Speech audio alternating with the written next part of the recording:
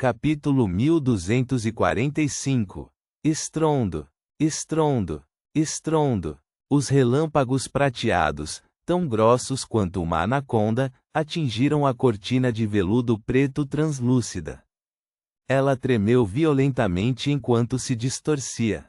Aproveitando essa abertura, a figura de Reinette Tyniker, que se refletia no vidro do castelo, pulou de volta no bolso de Klein e voltou à superfície da moeda de ouro na cigarreira de ferro. O preparado Klein ergueu o braço direito e apontou calmamente o cajado das estrelas para o piso do corredor. Uma cena surgiu em sua mente. Representava um dos poderes Beyonder de um druida. O chão sob seus pés suavizou instantaneamente, transformando-se em um pântano. Isso fez seu corpo afundar como se tivesse caído no mar. Fuga pela terra. Estrondo. A cortina não aguentou mais a limpeza da tempestade elétrica no momento em que o pântano se solidificou. Ela se enrolou em uma bola e caiu de volta no castelo. Não mais restritos, os poucos milhares de raios grossos choveram sobre o antigo castelo. Uma torre desabou e o salão ficou em ruínas. Uma marionete após a outra explodiu em ilusões efêmeras sob o ataque de tal raio. Elas foram instantaneamente carbonizadas e reduzidas a cinzas. Quando a luz prateada que iluminava toda a cordilheira diminuiu, o castelo do lobo demoníaco negro Kotar estava em ruínas. Muitos pontos estavam queimando com chamas vermelhas. Klein imediatamente emergiu do fundo de um poço profundo e viu que o lobo demoníaco, coberto de pelo escuro e curto, havia realizado a mesma ação. Contando com os 3 druidas entre suas marionetes, ele se escondeu com sucesso no subsolo para evitar o bombardeio de relâmpagos. E naquele momento, o reino independente criado pela cortina desintegrou-se completamente. No entanto, o desejo do lobo demoníaco negro não havia expirado completamente. O retorno da divindade ainda precisava de algum tempo. Sem qualquer hesitação, ambas as partes travaram outra intensa batalha. Kotar fez com que a cortina enrugada subisse e o cobrisse, para evitar a possessão do espectro. Afinal, restavam apenas 3 marionetes. É claro que, dessa forma, ele não poderia mais trocar de lugar com suas marionetes. Ao mesmo tempo, Reinette Tyniker deixou a moeda de ouro no bolso de Klein e flutuou em direção ao lobo demoníaco de 8 patas. Ela desistiu da ideia de possessão quando seus braços de repente incharam. Alguns fios de cabelo grisalho cresceram nas costas da mão, e as unhas dela tornaram-se longas, afiadas e firmes. Transformação de lobisomem. Esta entidade nefasta semelhante a uma boneca tornou-se um enorme lobisomem. Ela continuou se movendo em alta velocidade, agitando suas garras afiadas enquanto se engajava em uma batalha intensa com o lobo demoníaco negro, semelhante a uma colina. Em meio aos sons conflitantes, Klein foi atacado pelas 3 marionetes restantes de Kotar. Uma delas levantou a cabeça e rugiu, fazendo com que cabelos curtos e castanhos rasgassem suas roupas. Em um instante, a marionete se transformou em um terrível urso gigante que tinha o dobro da altura de uma pessoa. Outra se agachou, pressionando as palmas das mãos contra o chão, enquanto a outra levantou a mão direita e puxou o cabelo. Naquele momento, uma chama vermelha surgiu das roupas de Klein, devorando-o instantaneamente. Sua figura apareceu em um mar de chamas ao lado. Então, ele saltou, ergueu seu cajado e avançou direto para o enorme urso pardo. E no local onde estava originalmente, vinhas mutantes verde escuras perfuravam o chão e cresciam descontroladamente, agitando as chamas remanescentes no meio. Tap, tap, tap. O enorme urso pardo não recuou. Com passos pesados, correu em direção a Klein como uma locomotiva a vapor de alta velocidade. Ele abriu os braços, tentando dar-lhe um abraço apaixonado que pudesse esmagar todos os seus ossos e apertar todos os músculos do peito. Tape, tape, tape. Quando seu sobretudo preto caiu nas costas, Klein não recuou, ele estava prestes a colidir com o enorme urso marrom. De repente, chutou com o pé esquerdo e torceu a cintura. Ele pulou com força e passou voando pelo urso marrom na diagonal. Tude. Quando os dois se cruzaram, Klein baixou o cajado preto e atingiu impiedosamente o ombro do urso pardo.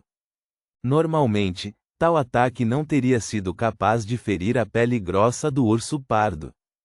No entanto, com o cajado das estrelas, o ataque físico levaria a mudanças anormais aleatórias ou efeitos estranhos. É claro que, sob a supressão do Deus dos desejos, essas mudanças e efeitos não excederiam os de um poder Beyonder da sequência 4. Tude. Quando o som do golpe do bastão reverberou, o enorme ombro do urso pardo se abriu diagonalmente a partir do ombro. A metade inferior do seu torso teletransportou-se a mais de 10 metros de distância, enquanto a parte restante permaneceu no lugar. Os órgãos internos e o sangue do urso pardo jorraram para o chão em uma cena bastante chocante. No entanto, o urso pardo ainda não estava morto. Suas duas metades se contorciam enquanto lutava para estabilizar seu centro de massa e continuava atacando. Como marionete, ele morreu há muito tempo. Tal dano não foi nada. Nesse momento, Klein já havia pulado atrás do urso pardo, pisando no chão. Outra onda de chamas escarlates surgiu, afogando sua figura. Uma chama que estava prestes a se extinguir acendeu quando Klein saltou e chegou perto da marionete que estava com as duas mãos no chão. Com sua cartola de seda, ele passou correndo pela marionete sem virar a cabeça enquanto balançava o bastão para o lado. Tude. O corpo da marionete explodiu em chamas douradas enquanto sua figura desaparecia instantaneamente. Uma chama surgiu no céu quando a marionete saltou.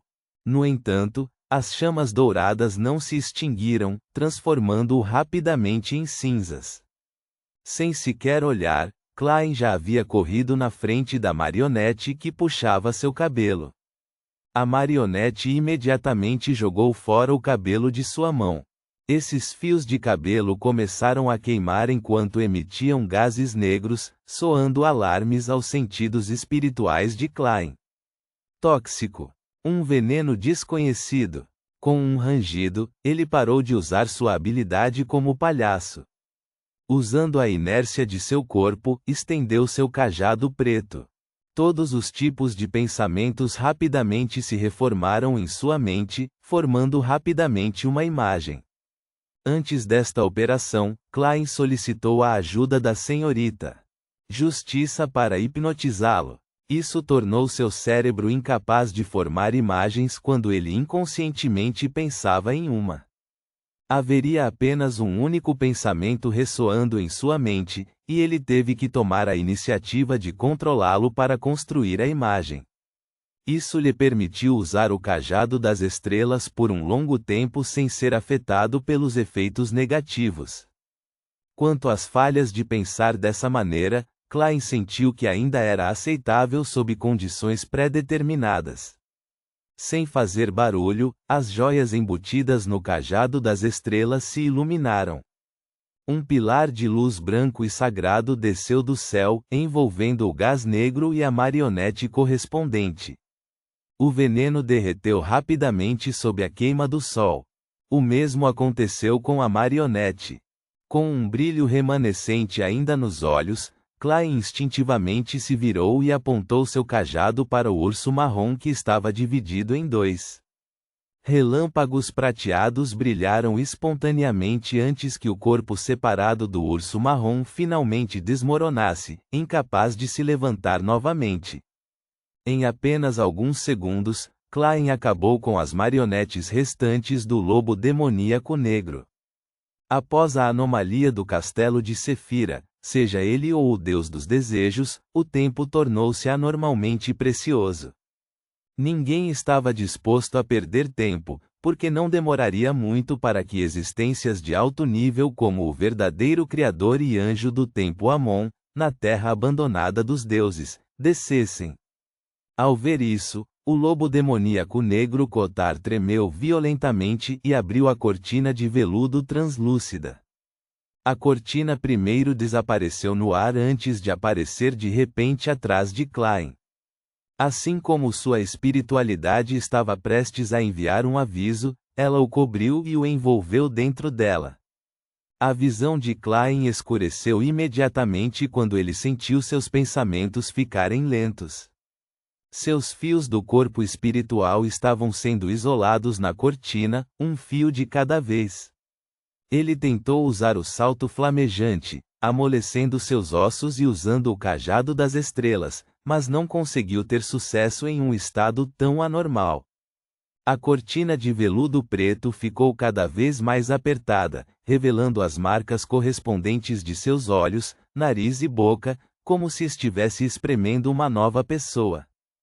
Reinet Tainiker imediatamente pulou e apareceu na cortina translúcida, expurgando-a do corpo de Klein e teletransportando-se para outro lugar.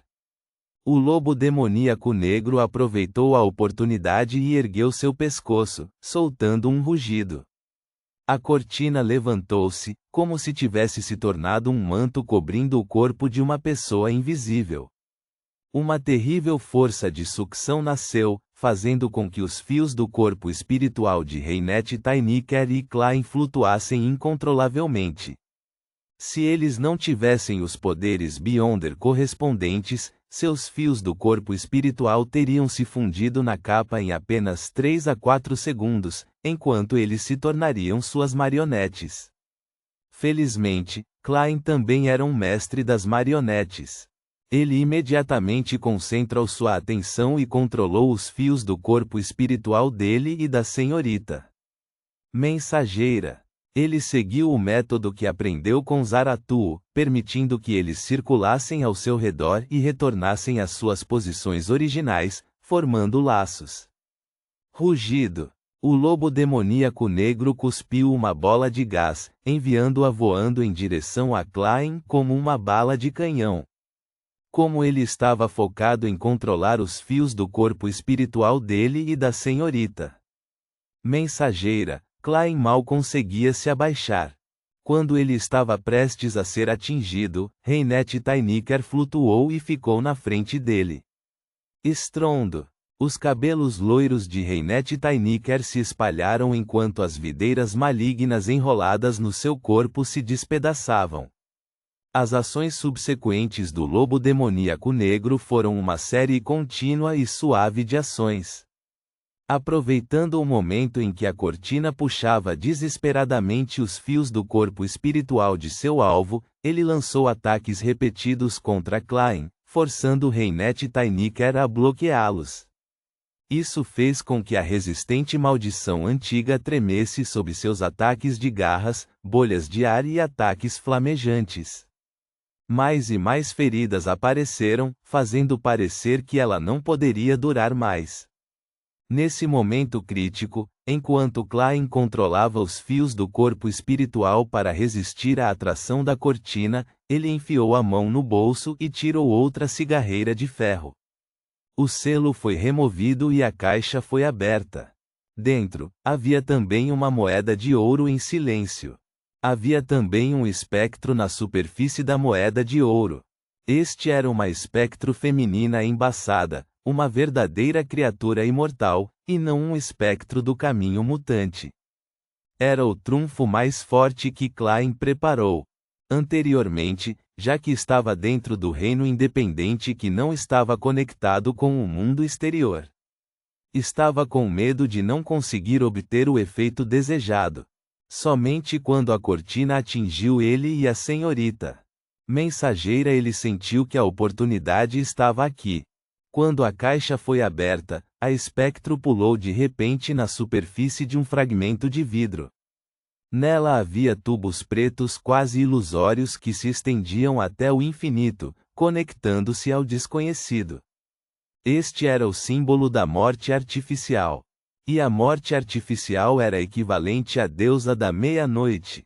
Este trunfo dele foi a reconstituição da época em que a deusa da noite eterna usou o cadáver do deus da glória Bladel para frustrar a tentativa de Amon de arrebatar o castelo de Sefira.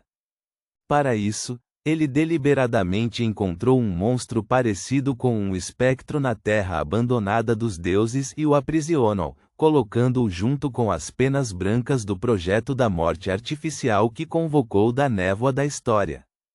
Através de seus repetidos experimentos e orações durante suas viagens específicas a Backlund, esta espectro finalmente estabeleceu uma certa conexão com a morte artificial, permitindo que a deusa da noite eterna aproveitasse esta oportunidade para exercer um nível bastante baixo de influência. Ponto.